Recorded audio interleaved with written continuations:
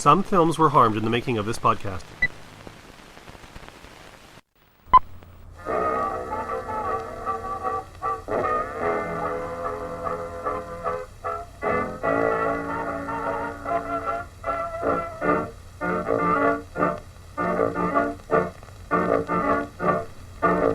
From Edmonton, Alberta, Canada, and the palatial FYC studio, you are listening to For Your Consideration, the podcast featuring roundtable discussions reevaluating the cinematic canon of past masterpieces and modern classics. I'm your host, Dustin. And I'm Mike Josick, and we'd like to welcome everybody who's catching the show, streaming or download off of Apple Podcasts, Spotify, iHeartRadio, Stitcher, YouTube, wherever it may be. Thanks for checking the show out. If you're a regular listener to the show, you know what to expect. And if you're an FYC virgin, beware, spoilers ahead. We actually haven't done the spoiler warning for like the last 3 or 4 episodes, but... Oops. We've ruined 10-year-old, 20-year-old movies for some people. Yeah.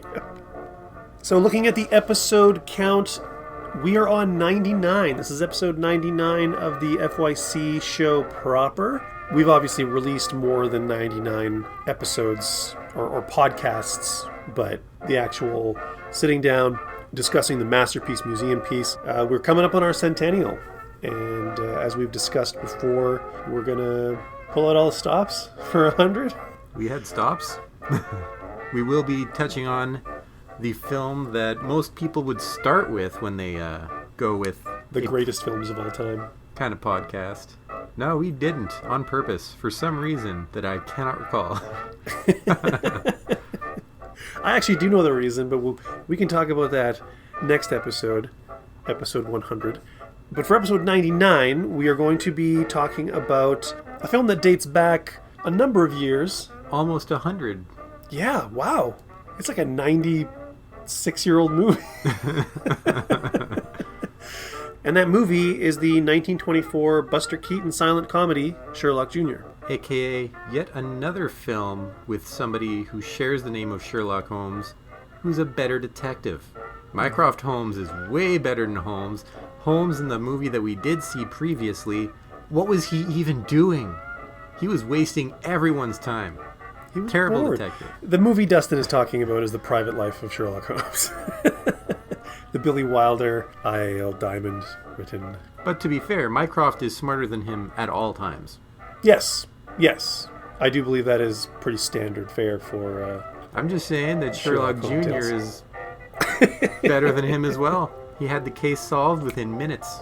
All he had to do is figure out who did it and where the pearls were. So, without further ado, why don't I read the credits off so that we can get to the actual discussion and talk about Sherlock Jr. So, Sherlock Jr. was directed by Buster Keaton, ostensibly solo. It was produced by Joseph M. Schenck and Buster Keaton, written by Clyde Bruckman, Gene Havez, and Joseph A. Mitchell, starred Buster Keaton. Cinematography was by Byron Houck and Elgin Leslie, possibly Elgin Leslie, edited by Buster Keaton. It was produced by Metro Pictures Corporation and distributed by Metro-Goldwyn Pictures.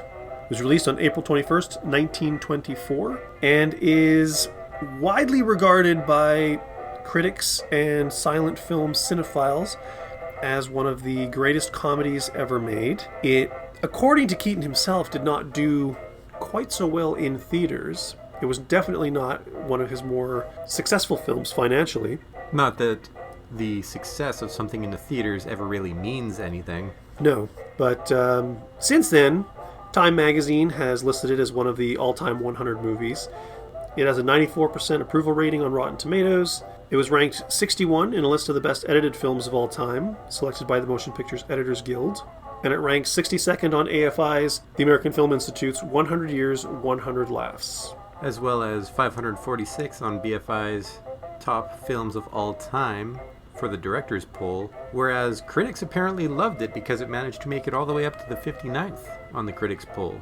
It is one of those films that has been incredibly influential. It was also a film that, because it wasn't one of his more financially successful films, it wasn't as well remembered, and it was kind of a movie that got rediscovered, which happens a lot. And a little thing I like to do, just whenever we watch a movie, I like to point out the media that we watched it on. In this case, it was the 2010 Kino Lorber DVD, which had some decent features on it, including the original score for the film. Which is what we listened to. It is. A lot of times people will like redo music for silent films, and there's something about the original score that just works better for me. Why would they redo it? I feel like that would be sort of like doing a dub for a foreign language film. Well, just think of Metropolis. Like, how many different versions of Metropolis are there with different musical scores? Now, to be fair to Metropolis, they didn't know how it was fit together, and it wasn't until they had the original score with the directions on it for what scene they went with that they actually could put it together the way it was meant to be. That's true, but it's just in general with silent film, I mean, people, they go in and they tinker with these old things that are like public domain, or with the silent films, the scores aren't necessarily, locked to the image. Sometimes they're just incidental music to keep the people kind of entertained while things are going on. And someone comes in and they're like, oh, we're going to release this and I want to do like my own musical score. There's a Night of the Living Dead with a new score. It's something that people do to kind of put their own little stamp or copyright or whatever it is on it. And generally I find them terrible. I've yet to find one where I'm like, here you go. Except maybe Metropolis. But Metropolis was like a restoration in the Blu-ray that we watched. Like in all aspects, like they put the film back together. They put the music back together. I mean, if they used the original music for the film, they would have been like, what are we going to do with this extra hour of music? We don't know what it's here for. What is this? So anyways, yeah, the DVD is it's quite good. It's only a 45-minute picture. It doesn't go on forever, and there's a couple different audio tracks. There's an audio commentary, and there's a documentary or two on it. So if you dig Buster Keaton and you don't have this, it's definitely something you should add to your collection. And if you've never seen him or really silent film era comedies. Or Silent Hill era comedies. Sorry. Now I'm trying to figure out what the Silent Hill era is. Are we talking about the game or the movie? What era? I don't know. Either way, you could do worse. Granted, I've only seen 2, but this is the better of the 2. So, in the spirit of whether or not you dig Buster Keaton or this particular film, I think it's a great segue to talk about Dustin. What did you think of Sherlock Jr.? I had very mixed feelings on Sherlock Jr. When I started watching the film, I was like, this is not that good. I didn't really care for any of the comedy that was happening. But then, the film within the film started, and the film within the film is fantastic. So I have these two films that are sort of competing with each other because the real-life regular stuff is pretty dull to me. Whereas you have the film within the film, which is glorious. That one was so very well done. And honestly, I was surprised at some of the special effects that they had. There was some pretty fancy stuff going on. Well, for 1924. And the rest, especially the stuff that I knew would have had to have been real-life practical effects, all I could think was, I know what the safety standards were, in that there were no safety standards until the 30s. How is it that Buster Keaton's still alive with some of this stuff? He apparently worked out for 2 hours a day at the studio gym and played baseball every day at 4 p.m. That's how he kept fit. You would have to be to do some of the nonsense that this guy's pulling off. Oh man, the motorcycle gag where he's riding on the handlebars, with one exception, he's doing that 100%. The one exception, I believe, is the reverse shot where he passes the train in the car. That looks like it's actually fixed on a trailer or something with like a fixed camera as well. And obviously he couldn't be riding the motorcycle backwards. But apparently he learned that through trial and error. He apparently got extremely badly bruised throughout the process of learning it. He ran into a car. Like, this was how a lot of these tricks were learned. And like, they sped it up, but even then, it's still insane. And they didn't always speed it up. There was only like a couple of instances, again, where it was just sped up to make it look like he was going faster through traffic. But when you're just seeing him like riding down the road, that's just him on handlebars on a motorbike. That's running. But it's not just that. There's this stuff with like the water tower. When that water comes rushing out onto him, that's a lot of weight. That's a lot of pressure. That could break a rib. Do you want to hear the story behind that one?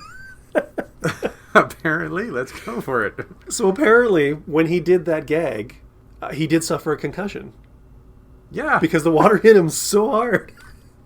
He suffered a concussion. Filming was shut down for a couple of days, and he suffered brutal headaches for several days after that, for some time. Did they have to cut and re-edit that, or did he just run off and then stop? I don't know. Maybe they did it again. Maybe this time you won't suffer the concussion. And he didn't find out just how extensive the injuries were until 1935, which was literally 11 years later. Because I guess he was suffering chronic pain. And turns out he cracked some vertebra in his neck. That sounds right. So essentially, while doing that stunt, he broke his neck and didn't really know what to do to fix it for like 11 years. Instead, he just does more tumbles and pratfalls, and the pratfalls he does, he's not half-assing it. No, he's slipping on that banana peel and doing a friggin' 360 there. It's insane. Yeah, and like, it's one of the things that I love about Buster Keaton, and it's one of the questions that I actually wanted to ask you about this film. Do you think this movie is more impressive because of the fact that he is doing all of these, everything from, we talked about the motorcycle to, you know, the pool table gag to the jumping through the hoop and getting the dress and like all of that stuff, probably like 50 takes to get some of that stuff right, and like how many days and weeks did he actually do that stuff to get it to the point where he could do it on camera? Like the pool table scene, apparently he put chalk on the balls so that when they rolled, they would leave a track, and then he could use the chalk lines to try and reduce the randomness and try and predict. That dude's a friggin' pool shark. Like, it's insane. That I'm watching that, and it's craziness. Is half this the stuff going on? Is this more amazing because virtually all of it is real? Absolutely it is.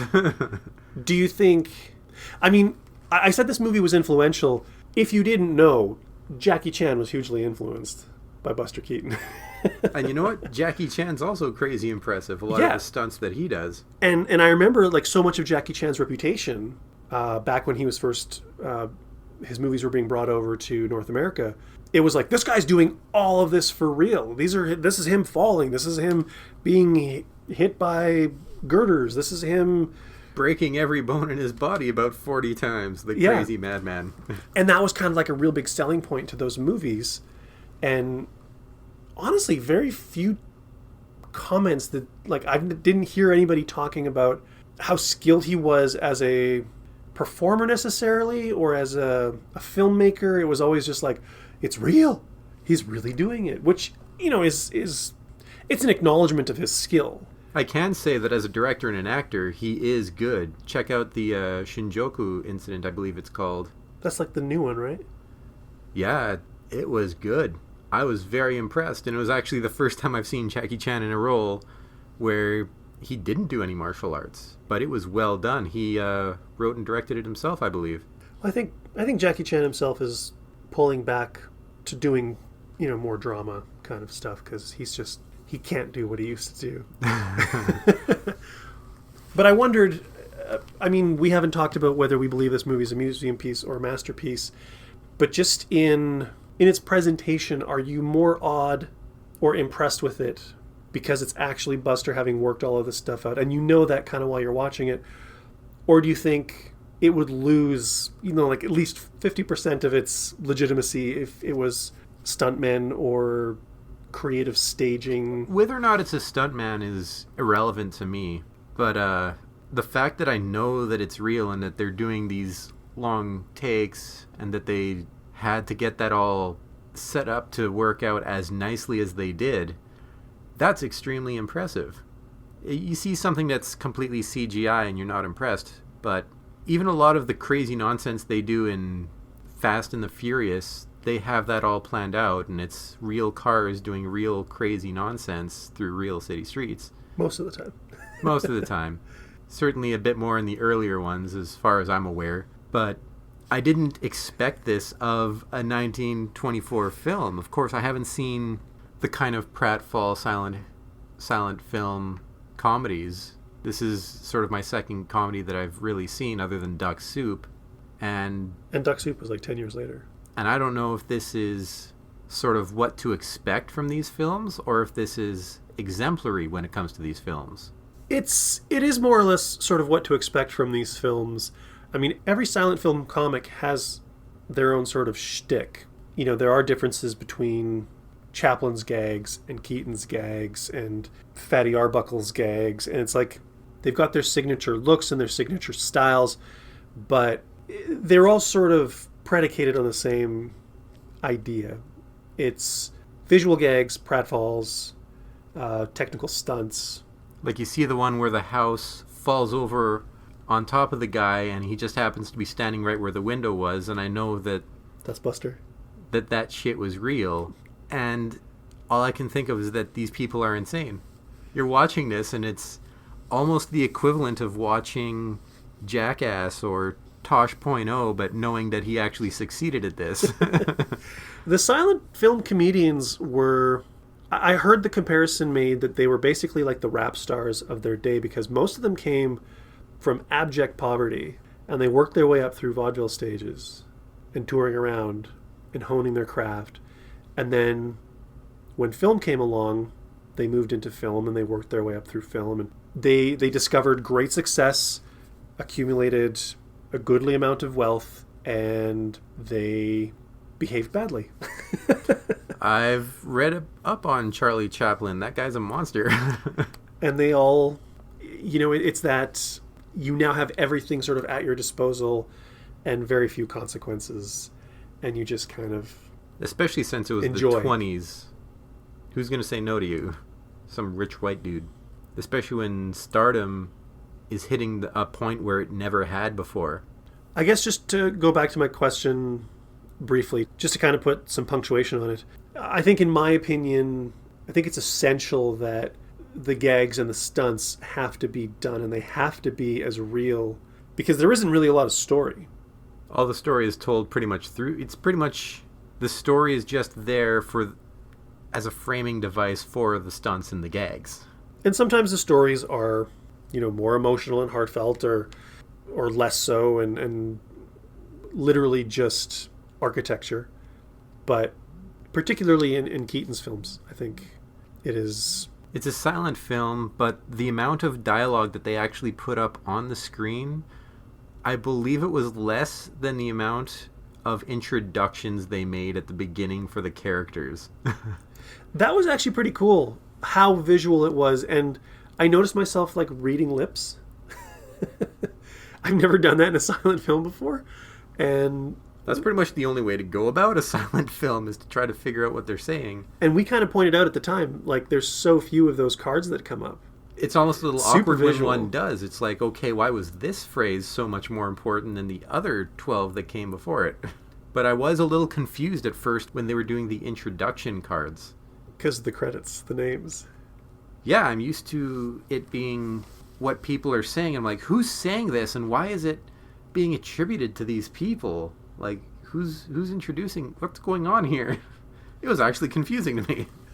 There are things about the film that are very sort of period specific, in the sense that we wouldn't recognize those names necessarily as the names of actors, whereas audiences of the day probably would.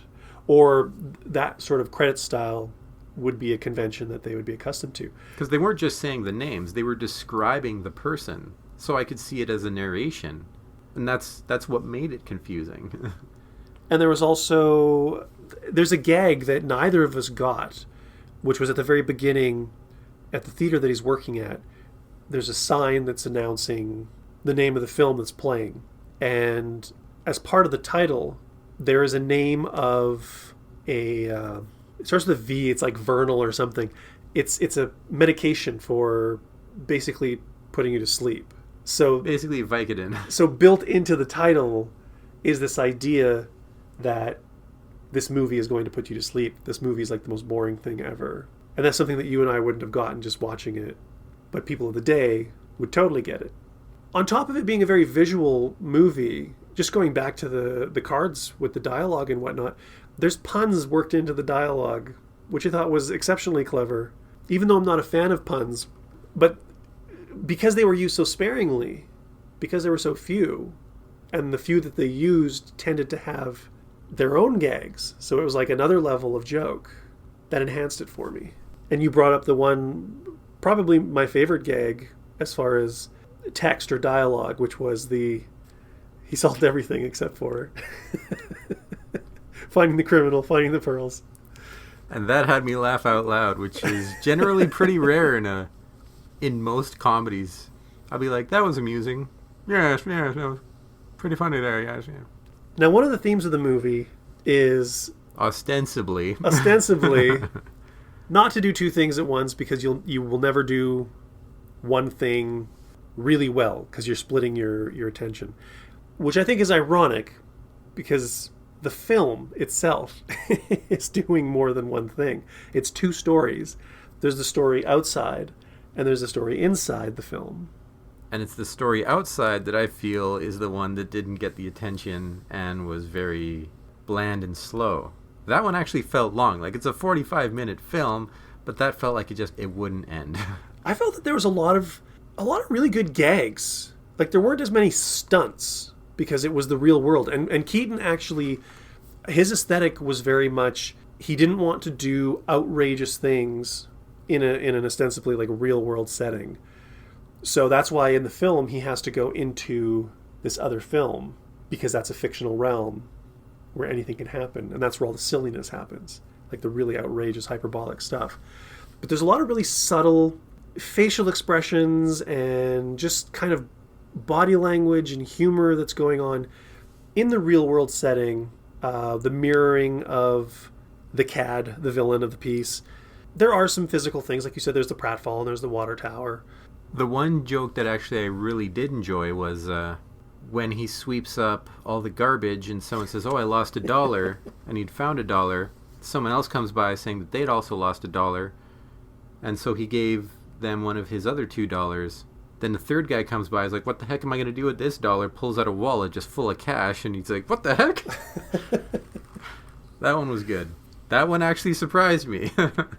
I liked the balance of the two. I know you said you didn't like sort of the love story, but I appreciated that it was pre-existing, though. Any sort of love story that happens in a film where they just meet and then they love each other by the end, I find that to be utter BS, because it doesn't happen like that. That's not love, that's infatuation. But here you know that he was actually courting her for a good long time.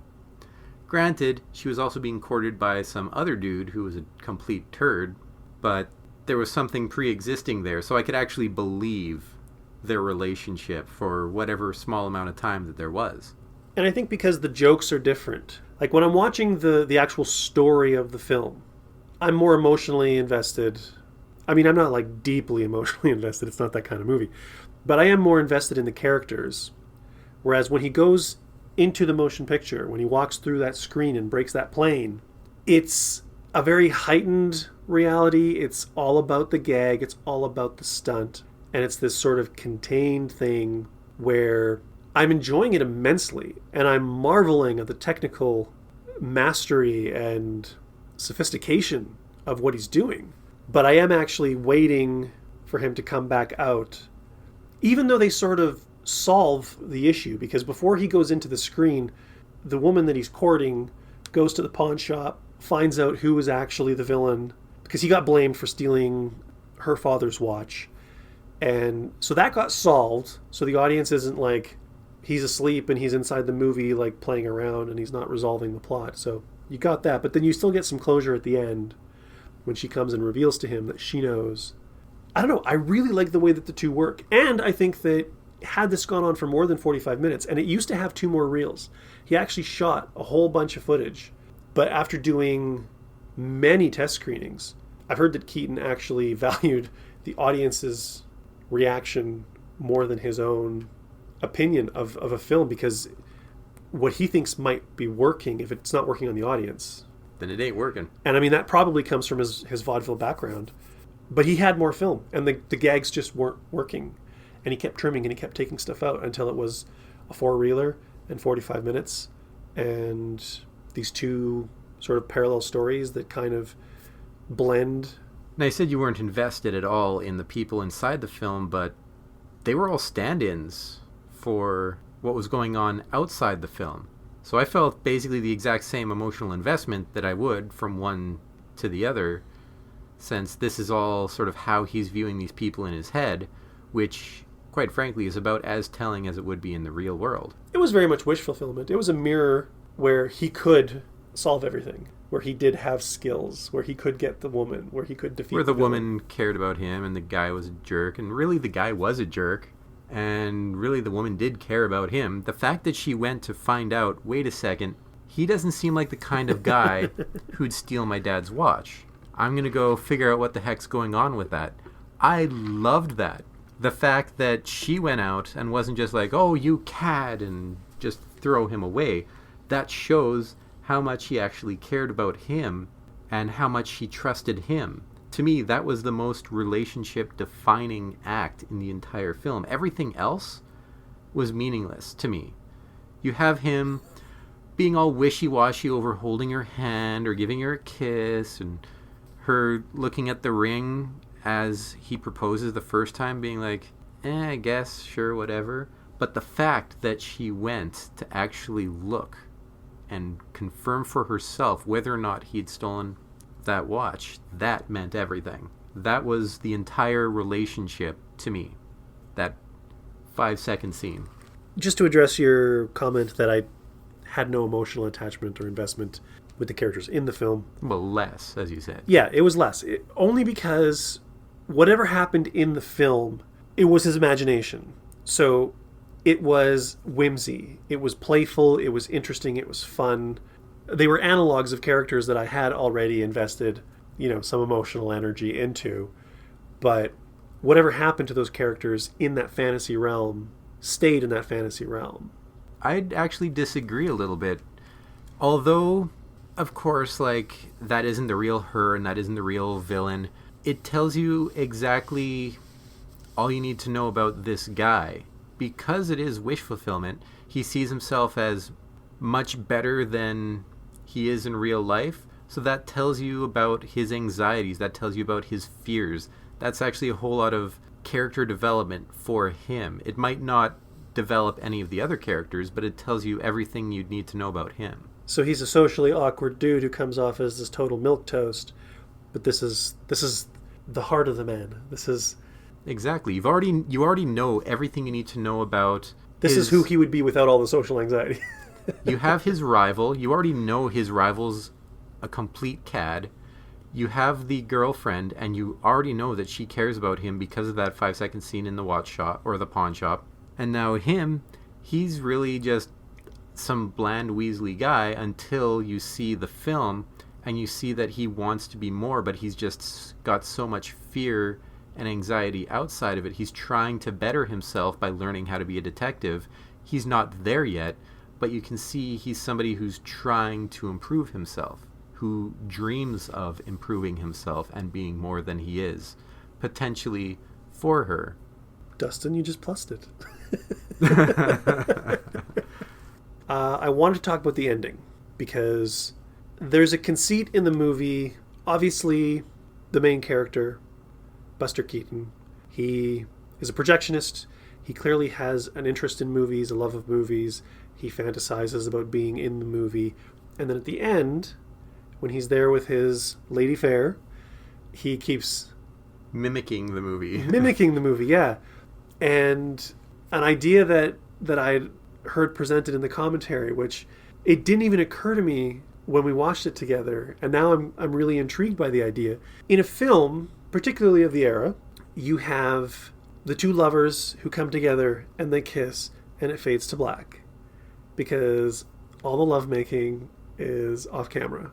And in the film that Buster is watching, he's mimicking all of the actions, the holding hands, the putting on of the ring, the kiss, and then it fades to black and it comes back, and the other guy's there with the two bouncing babies, and the question is he confounded because he doesn't understand what happened between the fade to black? He looked sort of confused, like what? Or is he like, oh yeah, this is going to lead to me being stuck with a wife and kids? And is he sort of going all The Graduate on it? I heard The Graduate brought up in a completely different context last night in a comparison to frickin' Spider-Man 2's ending. So to hear The Graduate get brought up again for Sherlock Jr.'s ending, this is brilliant. I love this connective tissue. Yes, exactly. You totally hit the nail on the head. That's what I'm getting at. Honestly, I felt sort of The Graduate going on there. I did too. But what do you think of that other idea? I don't see the other idea. It looked a bit more like concern on his face to me, rather than anticipation and excitement. He was like, "Well, what? 2 kids? Now I'm stuck with this person? I thought it was going to be all romance and lovey-dovey, and that's all that fun stuff." So yeah, it was much more Graduate ending to me was the joke. The whole marriages and all, it's cracked up to be all these things they got going on. I can't just be going out and gallivanting, solving mysteries and crimes because I'm going to be a great detective. We're totally on the same page there. I like being given different perspectives and a different way to look at something. And of course I make up my own mind about it. But like I said, I was intrigued by it. It felt like a compelling reading of it that I was looking forward to. It was a bit clunky. That gag took too long to really have that payoff at the end with the whole after credits scene, basically the whole denouement within the film. And that's how I felt about the whole outside the film thing, that everything just took too long for their setups for such a small payoff. And if the payoff wasn't there, then you've just wasted like a minute of my time setting this whole thing up. The amount of time it took to set up the dollar bill gag, I appreciated that. Like, I saw the third person coming. I actually pointed out before it happens, I'm just waiting for the third person to come by now, because he had the $2. And it was... But there's the twist on that one. It was the twist that got me. Whereas, like, the whole banana peel gag, I was expecting that the whole time, and it's just checking my clock, waiting for it to come up. The gags, you could see them coming from a while away, and if the build-up, even if it came up with a twist, like the whole denouement of the film, I wasn't invested at that point. You lost me. It took too long. The setup was too long. I think that's a totally fair assessment from what you've said previously about how your least favorite part of the film is the framing device. And for me, I agree with you that the gag at the end with the constantly looking to the screen could be a little tighter, because he looked at the screen like 2-3 times and it hangs for there. Small stuff. And I wonder, because I was going to say everybody's heard, but not everybody. Most people who are interested in like film and comedy and old movies and whatever, when it comes to like vaudeville, a lot of vaudeville comedians who will time things out so that they give the audience a requisite amount of seconds to laugh so that they're not missing the next joke. And I wonder if some of this was timed that way. I have no way to know for sure, but it could just be the pacing that he wanted. I don't know. But I definitely was more invested than you in that framing device. So I dug it, and I thought that it was going to fade out and then on the screen, and then the image that we're watching on the TV was going to fade out, and it was going to mirror, and that was going to be the romance, and that was going to be him winning. So for me, there was a twist at the end, because when it faded out, and then the babies showed up, and then he's just like, what? That made me laugh, and I appreciated the fact that it didn't go the way that I thought it was going to go. So I'm down with the ending. When you're talking about the timing, I could see them doing the pauses for laughter, and so they don't miss a gag. I certainly wouldn't hope that he'd expect people to be laughing after he looks at the screen and then there's a kiss and then he does the kiss afterwards. I don't feel like that's a laugh-worthy moment, even for the time. But the look on his face was very bland. He's totally engrossed in the film. Oh, yeah, absolutely. And he's looking to it for guidance. And then his mirroring of what the film actors are doing is so clumsy and clunky. And I see her looking off to the side, which just looks awkward to me because she's sitting there waiting for him to do the next thing. That's fair. I feel that it's just a matter of timing that you see in silent films where they don't expect the audience to just catch on to stuff, I think. That's possible too. Because he's reading the book and it'll zoom in and on that one sentence, cutting off everything else. And all right, okay, that's the thing you wanted us to see. And then it hangs there for way too long. There was another scene where I forget what it was written on the back of a car or something that was on the scene. And I was like, four-wheel brakes? There you go, four-wheel brakes. Four-wheel brakes was written on the back of a car, and I noticed that, and then it zooms in on it, and it just hangs there. And it's like, I caught that before you even did the zoom in. Did you not expect anyone else to read it? Because it was written there pretty large on the back of the car. So I think it's just, in order to draw attention to stuff in these old films, they have it framed in that way where it will hang longer than probably it needs to.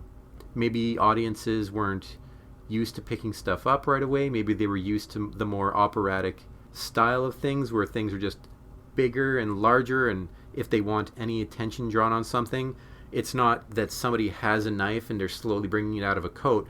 They'll hold it out in front of themselves and have both hands out so that you can see, oh, there's a knife there, and this is supposed to be a focal point. They're not trying to trick you at any point, but they kind of really seem to expect the audience to be dumb, is how I feel that these silent films come across sometimes. And I appreciated that Metropolis didn't do that, to give that one another little bit of a hand job. It's entirely possible. I honestly haven't seen enough silent film to really kind of have the vocabulary down. And to be honest, Keaton's pictures, they were wholly designed around presenting the gag in the best possible presentation. Allow myself to introduce myself. So it How wasn't... dare you bring it down with Austin Powers? So it wasn't about like the conventions, the film, the cinematic vocabulary of the time. It was about what is the best way to frame this? What is the best way to see what we're trying to achieve? And you didn't have like lots of close-ups or quick cutting or, you know, whatever happened to be on vogue whenever. It was all in service to the technical needs and effectiveness of the comedy. As a result, his movies kind of stand outside of time somewhat, other than the obvious artifacts. So my lack of knowledge about the silent film era, plus the fact that his movies sort of exist on their own kind of level, it's hard to judge. I'd have to probably just take a deep dive on Buster Keaton and learn a lot more about his filmmaking process, and which I might. I mean, this is really kind of... I've always liked Buster Keaton, and I've always been interested in Buster Keaton, but this has really sparked kind of an intellectual curiosity, and I was really affected by his performance in the film. But the question is, are those artifacts of the silent film era... I feel like you keep wanting to say Silent Hill. You feel correctly, because you planted that, you bastard. X-Men Oranges. Tangerine. Are those artifacts from the silent film era something that is timeless and thus a masterpiece, or something that would be relegated to the museum? Which is my segue into the judgment section of the show. Dustin is very talented. And very subtle. You never see it coming. You never know. He's like the Spanish Inquisition. Life of Brian is on there somewhere. We'll hit that someday. We're totally doing it. Who do you want to go first? Well, I segued, so now it's up to you. It's up to me. All right. It's my question to you. The baton has been passed. I've been feeling really self-conscious about my judgments lately, because I don't think I've voted a masterpiece in a while. See, that's why I forget everything that I said. Boom, I'm golden. And like for movies that I really enjoy, which I mean is part of the mission statement. I mean, just because we enjoy a movie doesn't mean it's necessarily one of the greatest cinematic experiences. But I'm happy to say I can finally end that drought, because I do think this is a masterpiece. I want to vote it as a masterpiece for all the reasons that I've already brought up. I think it's charming. I think it's technically amazing. I think it's sophisticated. And honestly, I was wondering like how this would actually compare to Keaton's other films, because we've also often made the argument, oh, well, Snow White and the Seven Dwarfs is kind of a crap movie, although it's a technical achievement. But Disney's made so many better movies since then. So it's kind of weighing it and thinking... Sort of like Duck Soup and the other film that you A mentioned. Night at the Opera. A Night at the Opera. Although Duck Soup is one of my conflicted... But yeah, so I kind of put it against that metric, and I do feel that this is a masterpiece. I do think that it's a solid film that holds up. All the things blend nicely. It is very much a piece of its period, but I think it transcends that period, and it's something that can be enjoyed. I think it's kind of timeless, except for it's black and white and everything is from the 20s. So yeah, I look forward to actually hopefully covering more of his stuff, because if this one's a masterpiece, I'm anticipating the other more successful, better ones apparently probably will be too. Dustin, I hand the baton back to you. Speaking of Duck Soup, the problem I had with that one, the biggest problem was how it fell apart at the end with the whole war sequence. And my problem with this film is the framing sequence. It starts off weak and it ends weak. The middle is 100% masterpiece, but the frame is a pile of butts. And that sneaks it over the wrong side of the edge into museum piece. But I would still definitely recommend it to other people, actually. I'd watch it again myself. It would be an interesting thing to see again. And I love some of those gags that he did. The jumping through the window to get into the dress is amazing. Like how fast he did that. There's a lot of crazy stuff in this that just had me blown away. But even though that gag is so sequence, telegraphed, like you even guessed what it was going to be. You're like, oh, he's gonna jump through that hoop, isn't he? But just the fact that he can still do it is like wildly entertaining. Knowing what was going to happen and then seeing it are still two completely different things. It's why movies can't be spoiled for me. Tell me the end, I don't really care. But yeah, how it was pulled off so perfectly. I didn't expect it to be done that well. But yeah, I would definitely recommend the film. But that framing sequence, I cannot in good conscience put that framing sequence in a masterpiece. So what you're saying is that Buster Keaton is now in the same sort of limbo that Superman is for you, where I've yet to find a good Superman story for you. I need to find a good Buster Keaton story for you now. And that silence and that look. Is that how we're going with this? All-Stars did seem like it was an interesting story that was not pulled off quite so well in the animated feature, but you said was done much better in the comic. Oh, yeah. I mean, we did a whole episode on that, and even I apologized for that. So, that was a misfire. But you also didn't really dig the 78 film. Oh, did I hate Luther. That guy was just a bad gag. You don't like the Gene Hackman Luther? Not in the slightest. All right. That's not a super villain. That's a 60s Batman villain. Oh, God. Wouldn't that be amazing if Batman the movie was on the list? I should check. That Adam West. I would love to watch that for this. Hey, Hitman's on the list, so... That's true. So anyways, that's how the judgment went down. 1 vote for Masterpiece and 1 vote for Museum Piece for Buster Keaton's 1924 silent film comedy, Sherlock Jr. Let us know what you guys think in the comment section or in email or in whatever form you can get some sort of communication to us. Find us on the social medias. We're on most of them. Facebook, Twitter, Instagram. YouTube comment wall is a great place to spread opinions and ideas. I wouldn't go that far. No, I mean as far as us, our listeners, as far as the world at large. No. Don't. Now you're going to be misquoted. Sometime in the future, you're going to run for some sort of political position, and you're just going to be quoted on that. Realistically, probably 90% of our interaction with our listeners is through the YouTube comments, and unlike a lot of other YouTube channels, probably 80% are wildly positive and informative and entertaining. Only a few trolls and dunderheads. Although I will say that disagreeing with us does not make you either a troll or a dunderhead. That is true. Otherwise, you and I would both be trolls and dunderheads because we disagree with each other a lot. I disagree with myself sometimes. 50% of the time, it turns out. Did you hear that 50% of the teams won their games last week? That's a lie. There weren't any. We did the stats. We ran the stats on our yays and nays, and we ran really close, like 50%. We had different movies, but our numbers were very similar. These are all like artifacts of the anniversary show that never happened. We'll bring it up in the 100th episode. All the things we tried to do and just didn't. So yeah. We'll see how much of this is cut. Thanks so much for checking the show out. As we said, next episode is For Your Consideration's Centennial. It's the 100th episode, and we're going to be covering what was, for the longest time, considered the greatest American piece of cinema ever created, and that is Orson Welles' Citizen Kane.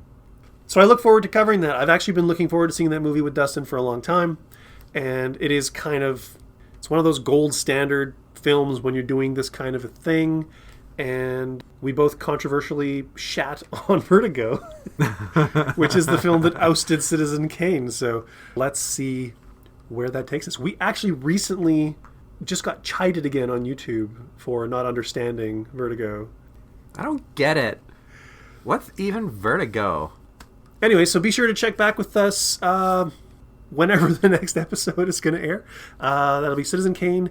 Looking forward to it. Thank you guys so much for supporting the show. Like, share, follow, subscribe to all the things. Tell your friends, tell your family. Tell your pets. And until next time, stay inside, wash your hands, don't touch your face. Don't touch other people's faces. That's just a good general rule, quite frankly. We'll see you guys next time on For Your Consideration. I've been your host, Dustin Friesenad. And I've been your host, Mike Josick. Peace. Ciao.